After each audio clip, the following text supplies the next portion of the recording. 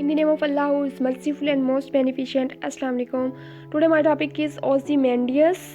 Ozymandias poem is written by Percy B. Shelley, जिसको हम PB Shelley भी कहते हैं कॉमन वर्ड्स में. Ozymandias पोइम वो पोइम है जो कि हमने इंटरमीडिएट के फर्स्ट पार्ट में पढ़ी थी और बहुत अच्छी पोइम है ये. पीबी शैली ने बहुत खूब बातें की इस पोइम में. सबसे पहले हम इस पोइम की समरी देखेंगे, फिर क्रिटिकल एनालिसिस देखेंगे और इसकी पोइम की जो फेमस लाइंस हैं जिससे हम काफ़ी ज़्यादा क्वेश्चंस के आंसर्स दे सकते हैं वो लाइंस भी हम डिस्कस करेंगे. Let's start our topic. सबसे पहले पीबी शैली की एक पिक है. आप देख सकते हैं कि ये राइटर कैसे दिखते थे अपने एज में. नेक्स्ट हमारे पास पीबी शैली का थोड़ा सा इंट्रोडक्शन है. P B Shelley was one of the most and major English romantic poets. Means इसके पीबी शैली ने रोमांटिक जो टॉपिक्स हैं उन पर बहुत सारा पोएम किए. Harold Bloom calls him a superb craftsman. Means जिसके वो अपने एज के बहुत बड़े राइटर्स थे पीबी शैली. सबसे पहले हम अपनी पोइम का थोड़ा सा इंट्रोडक्शन लिखते हैं कि पीबी शैली ने ये पोइम लिखी क्यों थी. PB Shelley wrote this poem 14 lines है इस पोइम की. तो सोनेट है wrote this sonnet seeing a huge granite statue of Rameses second at the British Museum in 1817. Means उसके ये 1870 में किसी काम से गए थे ब्रिटिश में. अपने इन्होंने एक म्यूज़ियम में एक स्टैचू देखा था जो कि बहुत सालों का रखा हुआ था. इन्होंने कहा इस स्टैचू पे मुझे एक पोइम लिखनी चाहिए. ओzymandias इन्होंने इसी स्टैचू के मुतालिक ही लिखी थी पोइम. हम सबसे पहले अपनी इस पोइम का स्टार्ट करेंगे समरी से. Summary of the poem. Poet met a traveller from an antique land. हमें दिखाया जाता है कि हमारा जो पोइट है वो एक ऐसे इंसान से मिल रहा है जो कि एंटीक लैंड से वापस आ रहा है, वहाँ का दौरा करके आ रहा है. तो ट्रैवलर उसको बताता है कि मैंने रास्ते में एक बहुत बड़ा किंग देखा. उसकी किंग देखा जिसका नाम था ओzymandias. लेकिन वो किंग एक ऐसी सिचुएशन में था कि मैं बता नहीं सकता वो किस सिचुएशन में था. कि वो शैटर था, वो बिखरा हुआ था, वो टूटा फूटा किंग था.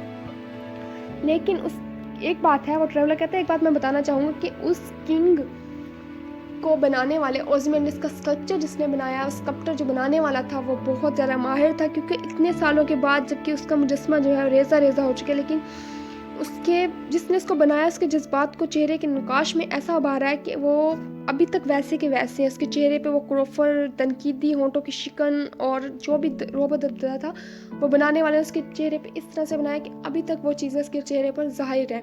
लेकिन उसका सर धड़ से अलग हो चुका है और आधा ज़मीन में धंसा हुआ है. और समरी में हमने ये करना है कि ये देखना है कि जो किंग ओzymandias था उसने अपना स्टैचू बनवाया क्यों था. वो चाहता था खुद को इमोर्टलाइज करना. लेकिन ट्रैवलर बताता है लेकिन वो इमोर्टलाइज नहीं हो सका. उसने अपने आप को बड़ा बनाने के लिए किया ये सब कुछ. लेकिन आज जाके देखें तो उसके जिस्म के हिस्से अलग अलग पड़े हुए हैं, टूटा बिखरा हुआ वो इंसान है. Except the broken shabby parts nothing of the statue remain there.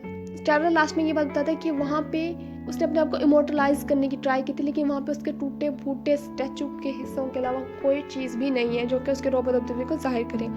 Critical analysis of Ozymandias. This poem shows that man's pride and feeling of superiority are merely self-deception. Means कि हमारे पास कुछ ऐसा नहीं है जिस पे हम लोग फ़ख्र कर सकें. हर इंसान ने वापस जाना है तो अपने आप को इमोर्टलाइज करने की ट्राई करते ही क्यों है. Time and death are merciless and spare no one. Time और डेथ ऐसी चीज़ें जो किसी का भी वेट कभी भी नहीं करती.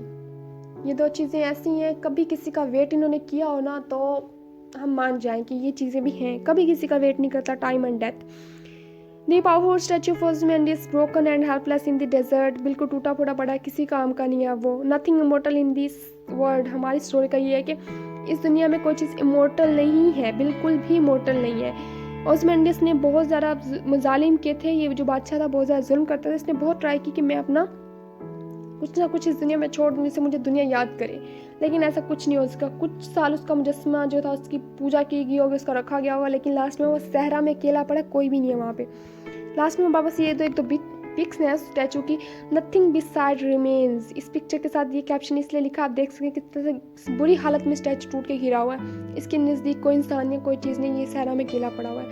हाफ सन शैटर्ड सेज लाइज. मीन्स उसके आधा सर उसका ज़मीन में धंसा हुआ है. आप देख सकते हैं बिल्कुल आधा सर ज़मीन में धंसा हुआ. कुछ देखने वाला भी नहीं है अब इस स्टैचू को, क्योंकि हर चीज़ इस दुनिया में फ़ानी है. कोई चीज़ हमेशा के लिए रहने के लिए नहीं आई है इस दुनिया में.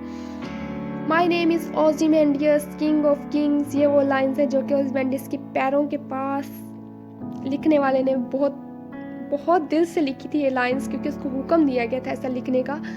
पढ़ के हमें लगता है कि ओzymandias किस टाइप का किंग था। वो कहता है my name is Ozymandias, king of kings, मैं बादशाहों का बादशाह हूँ। Look on my works, my mighty and despair. वो ये चाहता था कि कोई मुझे हरा नहीं सकता।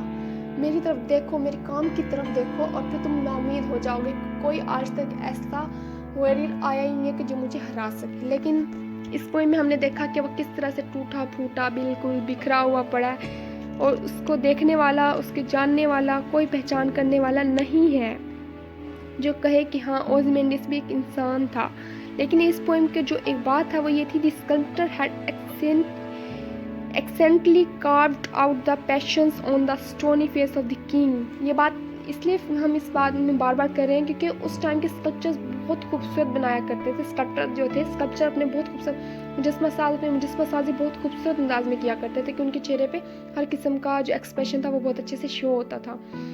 बहरहाल इस पोएम का एंड इस तरह से होता है कि ओzymandias को आखिर में मरना पड़ा, उसके स्टैचू को भी मरना पड़ा, कोई चीज़ उसकी बाकी इस दुनिया में नहीं रही।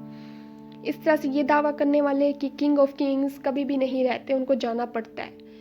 आई hope that you understand the summary of Ozymandias poem.